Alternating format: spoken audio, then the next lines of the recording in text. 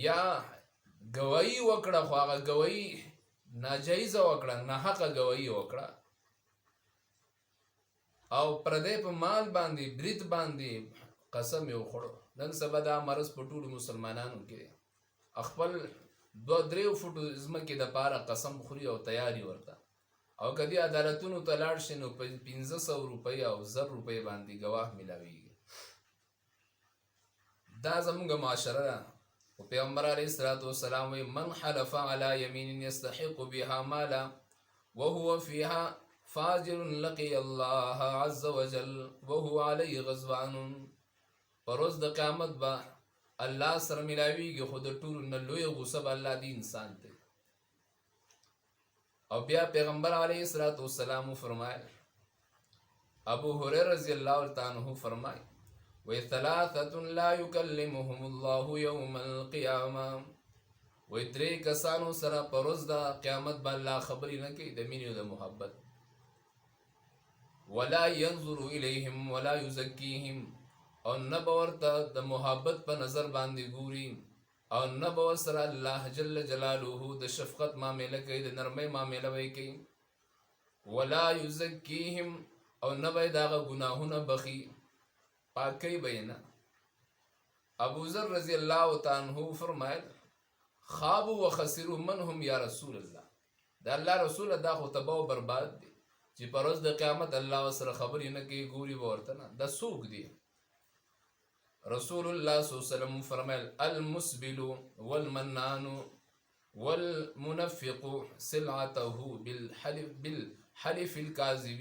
صحیح مسلم حدیث ده. و پیغمبر علیه الصلاة والسلام په هغه 3 کسانو کې اولنی کس دا دی چا چې پنسې د پړکو نه ښکته. نن دا یو فیشن وته دی، تاسو خیال وکړئ. پخوا زمانه کې د نارینهو پنسې به اوچتې وي، د زنانو به ښکته وي. اوس د مسلمانانو معاشره دې حد ته راغلې ده.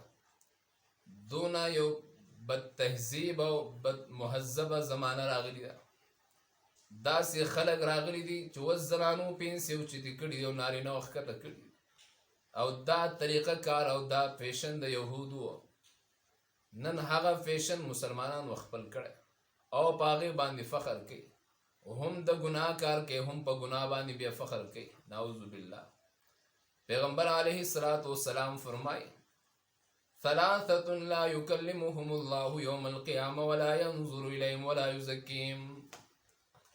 دې 3 کسانو سره به الله نه خبرې کوي، او نه به الله تعالی ورته د مینې محبت نظر کوي، او نه به یې ګناهونه معاف کوي. اولنی سړی المسبلو چې د هغه پنسې د پړکو نه ښکته وي. بعضې خو دونه د الله د یرې نه غافلې دي چې مانځه کې هم نه بره کوي، او مانځه کې ورته مخکته ګوري او پنسې سیده کوي او برابروي. نو دا نه دي په کار مسلمانانو. دویم هغه سړی دی چې هغه چا سره څه خوالی کوي، مالی جانین خوالی کوي، او هغه ازباده نه کوي. هغه څه کوي؟ ازباده نه کوي، احسانونه یې اړوي. دا ټول مرضونه مونږ کې دي مسلمانانو. او مونږ د ښه ورځ په تمه یو چې الله پاک به په مونږ باندې ښه ورځ راولي. نو دا خو د دې خو داسې مثال دی چې یو سړی خپل لاس خپو ځان تړلی دی، یو ځای کې ناست دی، او وایي چې په ما زما خواته به هر یو شی راځي، چېرته راتلی شي؟ د الله مخالفت، د پیغمبر مخالفت، او د ښه شي او د ښه ورځ په تمه یو. او دریم کس هغه دی چې هغه په دروغو باندې قسمونه خوري، د دروغو ګواهیانې کوي. اکثر خلک د پښتو غیرت د وجې نه یو بل سره ملګري شي، دروغو ګواهي کوي. خو بهرحال پیغمبر علیه الصلاة والسلام حدیث ده، ابو امامه رضی الله تعالی عنہ، دا صحیح مسلم حدیث ده.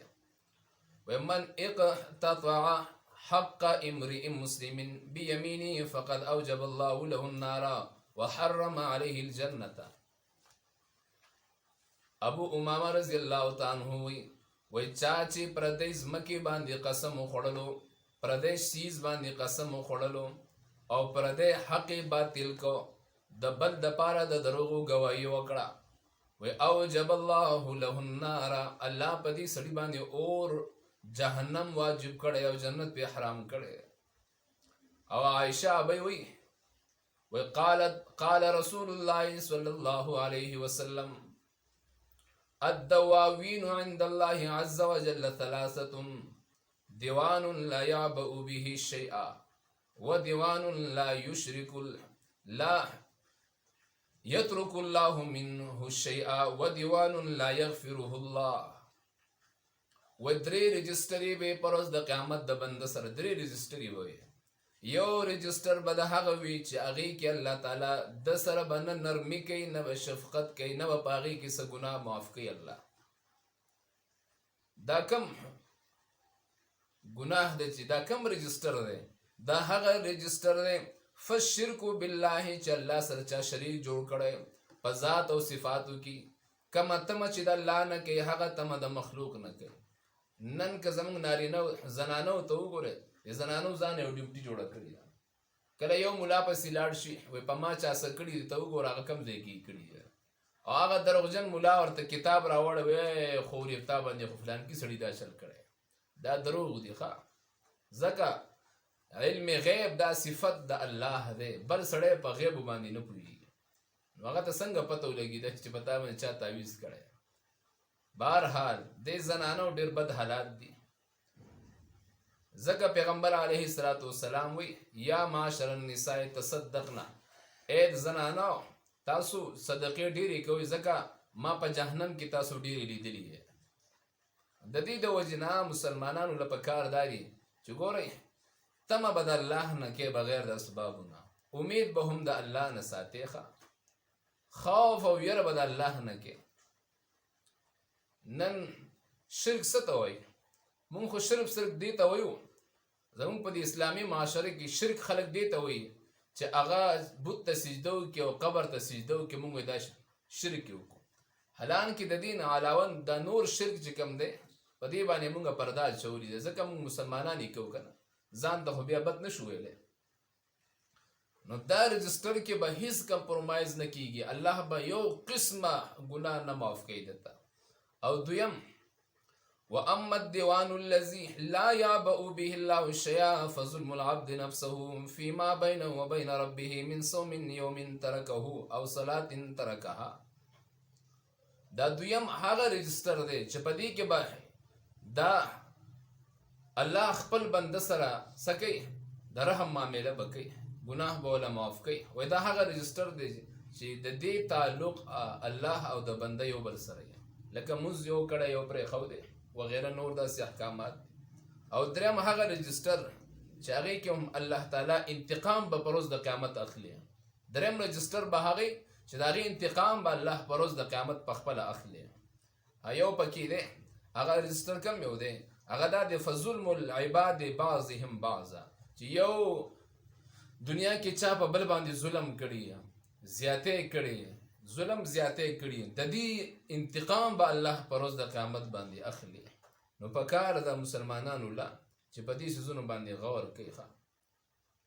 ان الذين يشترون بعهد الله وايمانهم ثمنا قليلا، بشک هغه کسان چې اخلي په لوز الله او په قسمونو باندې ثمنا قليلا د دنیا لګا، اولئک لا خلاق لهم فی الاخره، د دې خلکو هیڅ برخه نشته په ورځ د آخرت کې.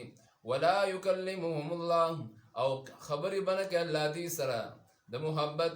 ولا ينظر إليهم، او ګوري بنه د دې طرف ته د رحمت. یوم القیامت، ورځ د قیامت.